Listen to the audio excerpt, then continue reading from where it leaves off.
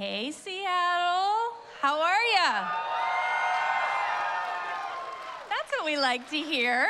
So as we get towards the end of our day, we like to say we save some of the best for last. Here at end, we have with us today, I think some people that don't need an introduction, but we will. And of course, it is the wonderful Summer-Glau and Sean Mayer of SyFy Flame.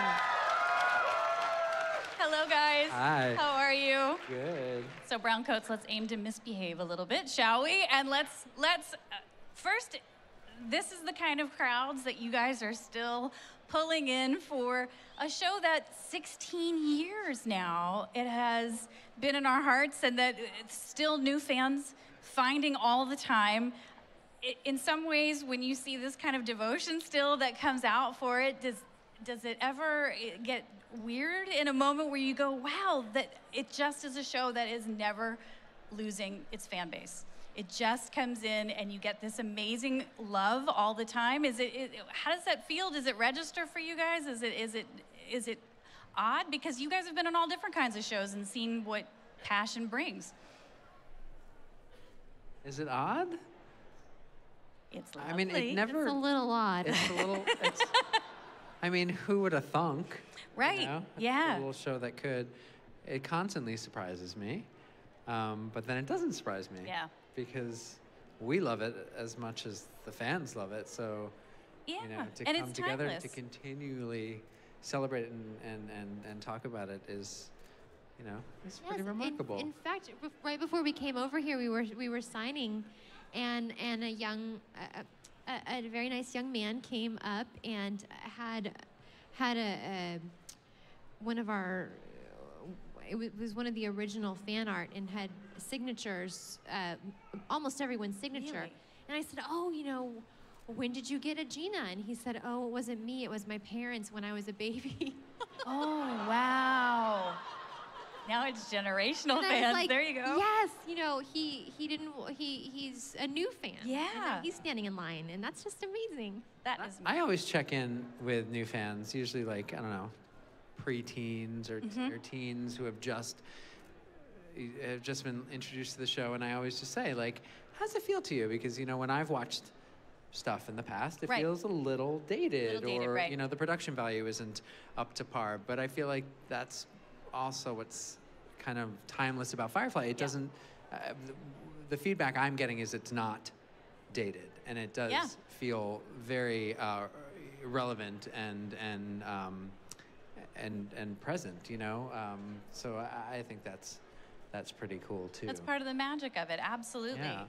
And the stories that still resonate, you know, and also your relationship. You know, the characters are the thing that make this show. Everybody falls in love with a different one, and the dynamic between the Tams has always been really a special one. And I think that's always the feeling, you know, 14 episodes of the show, one movie, but there's always this feeling like I wish I had hours more to spend with these people. There are other stories that you were tipped up, or that you knew if you guys had the chance that we get to see those. And with you guys, with your characters, you know, you've had all this time to see what fans would theorize about it. There's novelizations that still come out about it. You know, as actors and just as creative people, do you think about, you know, where your characters could be in a show now if it were to come back, or if you were to tell stories, the things that you were really interested in that you regret that there weren't more hours to tell? It's so funny. We talk about this all the time, and I feel like it's one of those that it could have gone like 10,000 different paths with everybody. And I think we were all sort of touching on that towards the before we got the axe. There was, you know, some arcs and transformations that were happening that we never really got to bring to fruition. But, you know. Yeah. Did you feel any, Summer, that you were? I mean, we got such a great kind of evolution of where River went in Serenity.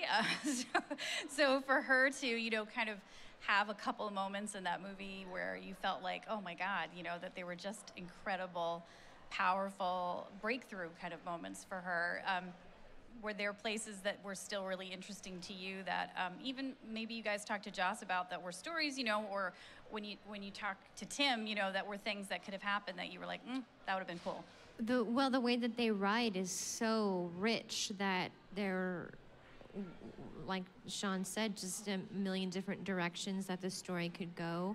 And like you were saying earlier, there's a character for everyone to relate with, or maybe even a relationship within the ship that people can relate to. And I think that is why this story seems to hit people in it seems to connect in a way that not many shows do. Right. Is because of the way that the characters are written. It feels so real.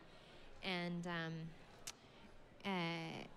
Joss was always pretty secretive about the backstories, even though we know that they were there. Right. And every once in a while, we would catch him in a mood where he would tell us a story, and we would just be swept up in it. I'd love to see where the characters go next, and I wouldn't be surprised at anything. Yeah, no, me neither. Yeah, there's his mind and where these characters could have gone.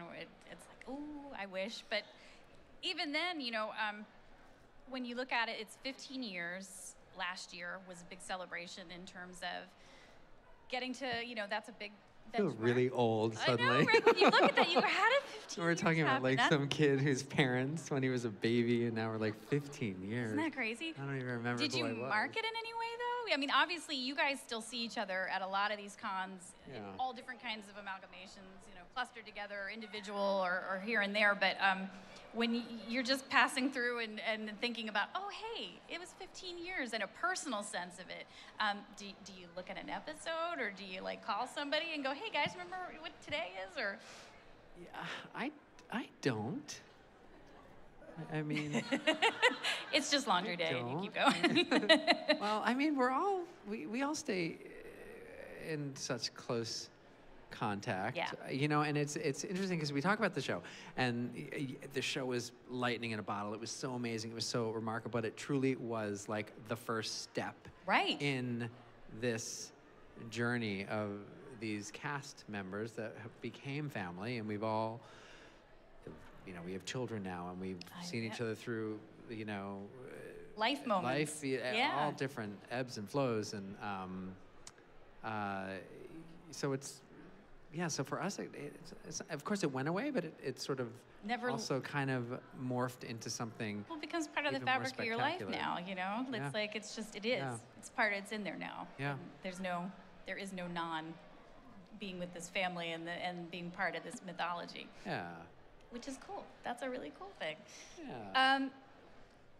What's the longest, though, that either of you have gone without seeing one of the cast members? Like, that's, that maybe you haven't seen somebody and you go, oh yeah, like, I see everybody else in the circle, but because of projects and various things, or you just don't do cons together, that it's been a long time. I haven't seen Gina in forever. Yeah. I think Gina works in Canada so much. I mean, that's really what it is. It's like if we're all in the same city, or every time we're, in LA, who's ever there, we usually band together at Nathan's house. But Gina's away. Jewel's hard because she's up in Vancouver, but I see Jewel quite a bit. We just saw Jewel. Yeah. Yeah. I don't know. Who haven't you seen? Just saw Adam. Just saw Nathan. I haven't seen Marina in a while. I have not I'd seen like Marina to see in a while. Marina. Yeah. So we need to get a Marina and a Gina sighting Yeah. in your Marina. vicinity very, very soon. I wanted to talk about River and her. She was a strong female character 16 years ago, and do you see now in other shows or movies? I know I do. I see her DNA in other characters that have come since, and in a way, that's a really lovely legacy that you don't always expect to happen with a character. You know that they'll love River, but then to see River in other characters, or just the pieces of her. Oh, well, I haven't thought about that, but I am so honored that Joss trusted me with that character, because She's very special. And I also really, reflecting back on it now, I'm always really touched when people come up to me and say, thank you for playing a strong female character. And I've often said over the years that I always gravitated towards roles that made me feel good about being a girl. Yes. Because there are scripts that you read and you're like, I just don't want to do that. Yeah. Man. I just, no, that's not cool. But River wasn't just a badass or tough. She was also fragile. Yes. She made mistakes. She did things people couldn't understand or couldn't, get behind. But then, she got her moment to step up and be strong. And I think that that's a reflection of what we really are. And so I really appreciate the way that Joss writes for the girls. Yeah, I mean, I think that's one of my favorite things about him. The way he writes female characters. Yep. It's just, I'd never seen it before. No. And it's like you say, I mean, they are, they're strong, they're badasses, but they're flawed and they're complicated and they're vulnerable. and Yes. just, trying to make their way. But yeah, I mean, all the girls on Firefly were. They're so interesting. Oh my God, yeah. Yeah, you feel like they've all lived these really deep lives, even though we only got to, like you said, see a little bit, but you know that there's so much story to where we first meet River, and even to see the arc that we did through the film, but then also them as a family, you just want to go, where did that come from? And the pain and the things that him being so protective of her, there's just all of this lived in life that we just saw that you guys were able to bring to the screen. Yeah. And that's awesome. Those are the kind of characters that live on. I always think one of my favorite moments ever is when Zoe, it's after one of our least favorite moments in the movie, and we're coming in and the Reavers are coming and there's like this whole, and then, Kaylee says, wait, where's Wash? And Zoe says, he ain't coming. And it's just like, I get chills when I say that because, it's not just, I'm tough, I'm holy. It's like you just see that she's like dying inside. And I remember she and Joss were talking about that, and she was sort of like, well, I wonder if it should be a little, and he was like, nope. He's like, we're gonna see it, you're gonna do that. We're not, you're not gonna say it, but we as the audience are gonna see it. And it was just that type of layer, like that's who Zoe was. She's gonna, she's is literally being torn apart, like her heart is being ripped in two, and she's like, he ain't coming, and I'm back to work, Well, that's a Waterworks moment. It's the Oh one-two my punch, God. man. Yeah. It's the one-two punch of us seeing it and then her reaction afterwards. It's like, oh, okay, good luck. Good luck making it through those two scenes in one piece. Obviously you've had this wonderful... Wait, I hope everyone knows that Wash dies. Yeah. Uh-oh, guys. They better know. Too soon. Too soon. Wah, wah. So, 16 years of being able to have fans tell you personally, but then also see the television landscape change, to see the shows that have come in its wake that have kind of, in its own way, you guys were ahead of your time, and being able to see things that have come in the path of that, characters that have come in the path of what you guys first were able to put out there. What do you just look at as people that work in the industry but that have seen what this also means to people? What the legacy of the show means to both of you, just personally, about everybody in this room has a reason why the show means something to them. Yeah. You guys have the work of being able to have built this new family with it, but when you look at it as in the kind of the history of television, what's the thing that stands out for you, or that maybe someone's told you that has stuck with you, that sticks with the definition of the show kind of in its legacy? So you're the first person to tell me that. I don't know. I don't really. I want to think about that because I want to do the show justice, and that's a. Well, we'll come back at the end to that one. Let you think about it if you want. Yeah. Well, you talk more about that because. Well, I mean, I co-wrote the companion books for Firefly, and so obviously I've been able to see and hear, and some of those companion books are really about the fans and what they've thought about it. Yeah. And I think that from my perspective, and also just loving the show, it's that there's a little bit in all those characters in all of us that you don't always get on a show. Sure. And that you can identify with them to a place where I don't have to feel like I'm watching those characters. You feel like a little bit of them are in you. Yeah.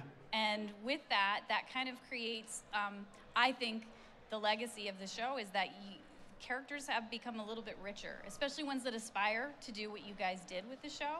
That television has allowed, instead of characters to just be tropes and move through a show and a plot, that we can kind of really feel like we can understand all the facets, the weakness, the strength, the vulnerability, and the realness. And that's what I love when I see a TV show now. I sometimes wonder, why am I connecting so much? Yeah. And it kind of makes me think back to what you guys did and what people and writers have taken from your show and put into their own show. And I think that's part of the legacy of why you still are in new shows that are out there, especially when I hear from other showrunners, oh yeah, I love Firefly. And you go, okay, there's a connection. I don't think I knew that. Well, that's good. Well, I write about TV all the time. So luckily I get to talk to a lot of TV writers that say that. I mean, I will always say that that was one of the biggest draws to the show, that there was a version of every audience member on that ship, whether they knew it or not. And I think it was sort of just remarkable and so universal that like you couldn't not find someone or some dynamic between the two that like subconsciously you were just like, oh, I know that, I feel that, I live that, you know. Yeah. So you guys got to work again on Alan's show for the 7th episode of Con Man. So, you know, being able to come back together with friends, so that's obviously just, you know, the fun of it, but be able to actually work together again, what was that little experience like? It wasn't work, you know. Exactly. It was, I had a really fun time on that. It was really fun, and it was awesome to see Alan taking on this role. I mean, directing, writing, producing, like it was mind-blowing to watch him. He was so good at what he was doing. I was blown away. So comfortable and natural and so just so brilliant. Yeah. It was really fun. It was great. I got to be on set with Joss as well, acting. Such a natural. And it was really special. It was great, but not just the actors. It was, you know, all of the crew. Like, we had just wrapped Much Ado, just a little bit prior to that, and I went to and literally it was like same DP, same electric, same, you know, like AD. It was just. We just went from one to the other, and you know, so it was just we were just in a different location. So awesome. And I think that's sort of the way with Josh. Like when we started Firefly, he had taken like his favorites from, you know, Buffy and Angel. So this crew, like there was just such a rhythm to them, which took away all of the like beginnings, like feeling everybody out, and sort of like this kind of like, oh, everybody's new, and you spend so much time like navigating, and there was none of that. So it just sort of like, you know, and because we were all so close instantly, the cast and the crew was just like seamless. It was just sort of like, oh, and away we go, you know, and that's what Con Man felt like, you know. It was just, there wasn't really, and there wasn't anybody there who didn't like so badly want to be there, and that's kind of amazing too. Well, we can get another episode or something else where you guys get to play together again with the group and everybody. And thank you so much for being able to still love the show and talk about the show and have all of these fans be able to reminisce with you again about it too. So thank you so much, guys. Thank you. Thank you guys for being here. And I know, and coming up in a few minutes, we have writer Elliot Rahl of Vault Comics, cult classic, return to the Whisper series. But in the meantime, tell us what you thought and tell us about Firefly. Online, it's a fan thing, #, and thanks for being here, guys.